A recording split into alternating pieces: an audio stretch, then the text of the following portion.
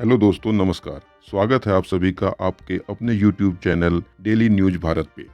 दोस्तों, जैसा कि आप सभी को पता है, 1 जनवरी 2004 के बाद ओपीएस यानी ओल्ड पेंशन स्कीम को बंद कर दिया गया था और एनपीएस को लागू कर दिया गया था। फिलहाल ओपीएस को लेकर काफ़ी लड़ाइयाँ चल रही हैं। अभी सपोज मान लेते हैं कि अगर कोई व्यक्ति जो 20 साल सर्विस करके रिटायर चला जाता है, तो उससे एनपीएस के तहत क्या-क्या बेनिफिट्स मिलेंगे, उसकी पेंशन कितनी रहेगी, यानी रिटायरमेंट के टाइम क्या-क्या अलाउंसेस, बेनिफिट्स और कितनी उसकी पेंशन बनेगी। आज इन सारी दुविधाओं को हम इस वीडियो के माध्यम से कवर करने जा रहे हैं। जैसा कि वीडियो के थंबनेल में लिखा है, 20 साल के बाद एनपीएस में क्या-क्या मिलेगा और पेंशन कितनी बनेगी।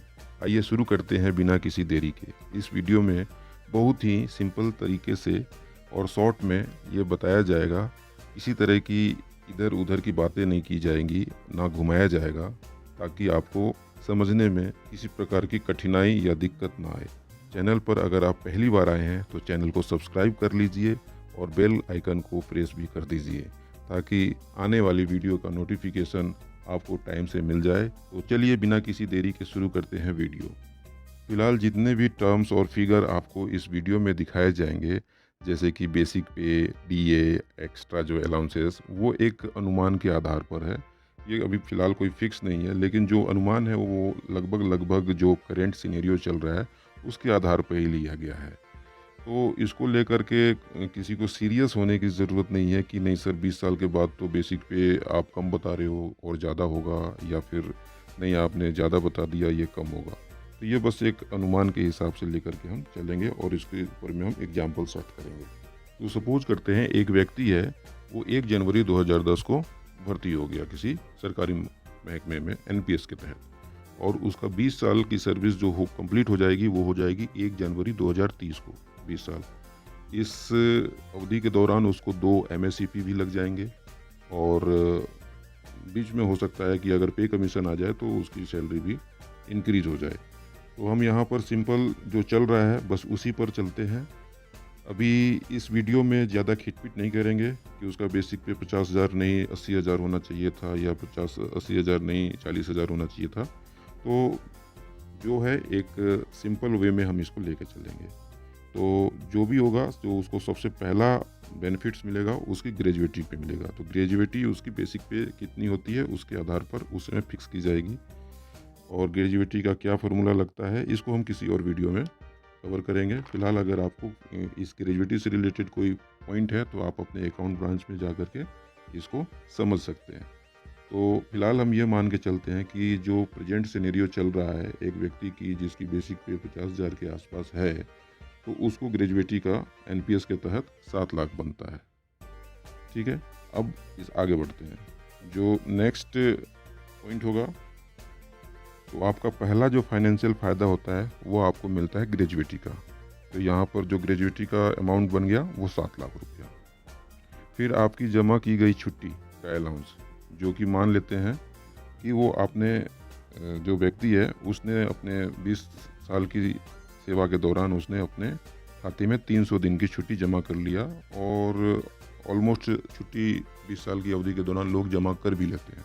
तो हम 300 दिन की छुट्टी को भी ऐड उसमें कंसीडर करके चलेंगे। तो 300 दिन की छुट्टी का मतलब है सीधा सीधा 10 महीने का सैलरी। तो इसमें आपको बेसिक पे और डीए को ऐड करके जो बनता है वो आपको मिल जाएगा। तो ये हम मान के चलते हैं उसको अप्रॉक्स 6 लाख रुपया के आसपास में उसको ग्रेजुएटी का मिल गया। सॉरी, ग्रेजुएटी नहीं, 300 दिन की छुट्टी का मिल गया। तो अब जो उसकी टोटल बन गई है, ग्रेजुएटी का 7 लाख रुपया और जो छुट्टी है उसका 6 लाख रुपया। अब आगे बढ़ते हैं। फिर उस व्यक्ति का आता है अब एनपीएस अमाउंट। तो जो एनपीएस अमाउंट का स्टेटस चल रहा है, जो मार्केट में करंट सिनेरियो चल रही है, उसके हिसाब से ये अनुमान लगा के चलते हैं उस 1 जनवरी 2030 को उस व्यक्ति के अकाउंट में एनपीएस अमाउंट 40 लाख रुपया की वैल्यू शो हो रही है। फिर आपको बता दूं, ये 40 लाख कम भी हो सकता है, ये ज़्यादा भी हो सकता है, ये कोई भी फिक्स नहीं है। तो हम एक स्टैंडर्ड लेके चल रहे हैं कि 40,000 रुपया उसके अकाउंट में जमा हो गई है। अब यहाँ लगेगा 40 और 60 का फार्मूला, यानी कि 40% और 60%। तो 40% तो उसको नगद मिल जाएगी उस 40 लाख का, और 60% के ऊपर में पेंशन मिलेगी बनेगी। तो अब यहाँ पर जो 40 लाख का 40% हो गया आपका 16 लाख रुपया। उसके बाद ये जो पैसा है उसको सीधे सीधे नगद मिल जाएगा। तो अब जो हमारा पास जो अलाउंसेस हो गए, जो बेनिफिट्स मिलने वाले हों, ग्रेजुएटी का हो गया 7 लाख, 300 दिन की छुट्टी का हो गया 6 लाख, 40 दिन 40% ऑफ एनपीएस का बन जाता है आपका 16 लाख रुपया। तो ये सारे के सारे अमाउंट जो है नगद में मिलने जा रहे हैं। फिर देखिए अब और क्या क्या अलाउंसेस मिल जाएंगे उस व्यक्ति को। तो एक होता है CWF अमाउंट, यानी कि सेंट्रल वेलफेयर फंड। इसमें प्रत्येक व्यक्ति का हर महीने 500 रुपया जमा होता है। ये 2017 से कटना शुरू हुआ था।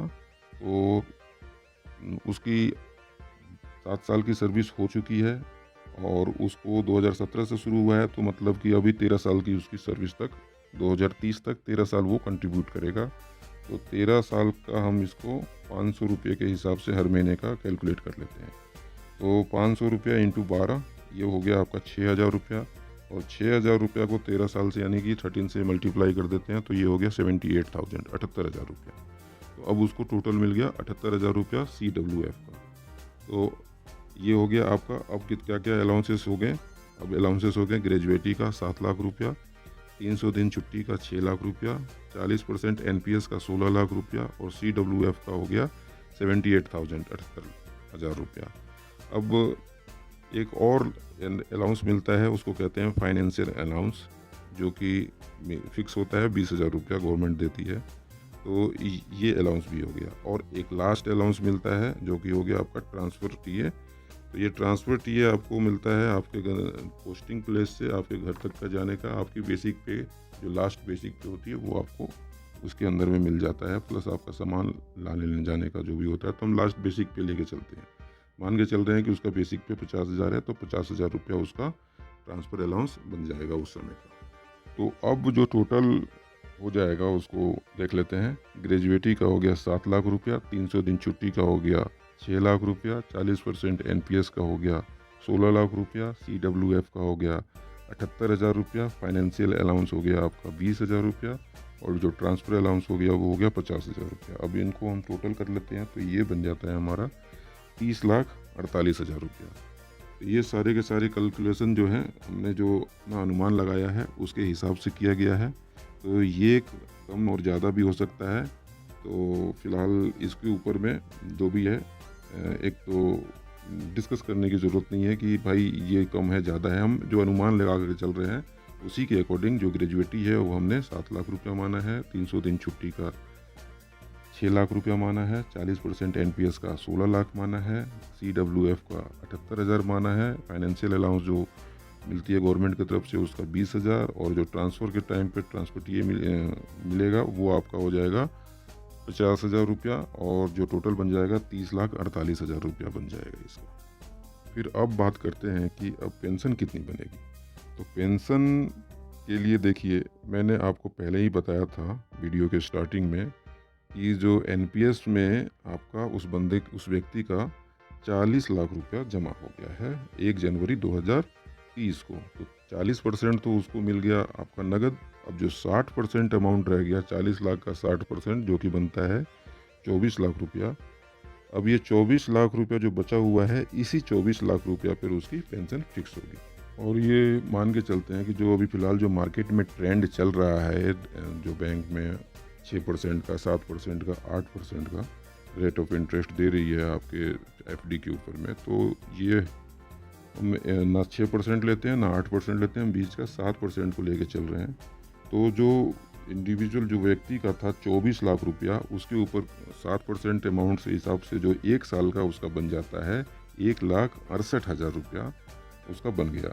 अब इसको हम 12 से भाग दे दें 12 महीने के हिसाब से, तो ये जो हमारे पास आउटकम निकल करके आएगा वो बन जाएगा आपका 14,000 रुपया। 12 से इसलिए भाग दिया क्योंकि आपका 12 महीना हर महीने के हिसाब से, तो ये बन गया हर महीने का 14,000 रुपया। अब ये जो 14,000 रुपया है, इसके ऊपर ना तो किसी प्रकार का डीए मिलेगा और ना ही किसी प्रकार का अलाउंस मिलेगा। ये जो रहेगा आपका लाइफ टाइम एक फिक्स अमाउंट रहेगा ये ना तो कम होगा और ना ही ज़्यादा होगा।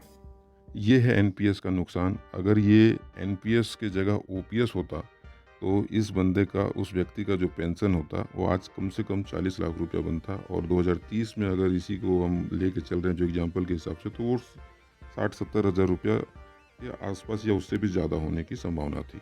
तो ये डिफरेंस है ओपीएस में और एनपीएस में, और इसी की लड़ाई चल रही है कि आपने देख लिया कहाँ 14,000 और कहाँ 70,000 2030 के हिसाब से लेके चल रहे हैं। तो इसी डिफरेंस के बीच में जो बड़ी खाई हो रखी है उसकी ऊपर में एनपीएस को हटाओ और ओपीएस को लाओ, सरकार से मांग चल रही है।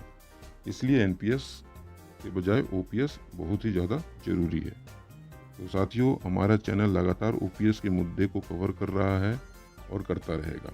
अगर आपको ये वीडियो पसंद आया तो इसे लाइक, सब्सक्राइब और कमेंट करना ना भूलें। साथ ही इस वीडियो को अपने और दोस्तों के बीच में शेयर करें ताकि उसको भी इससे रिलेटेड इन्फॉर्मेशन मिल सके। तो साथियों, मिलते हैं आपको अगले वीडियो में। तब तक के लिए जय हिंद, जय भारत।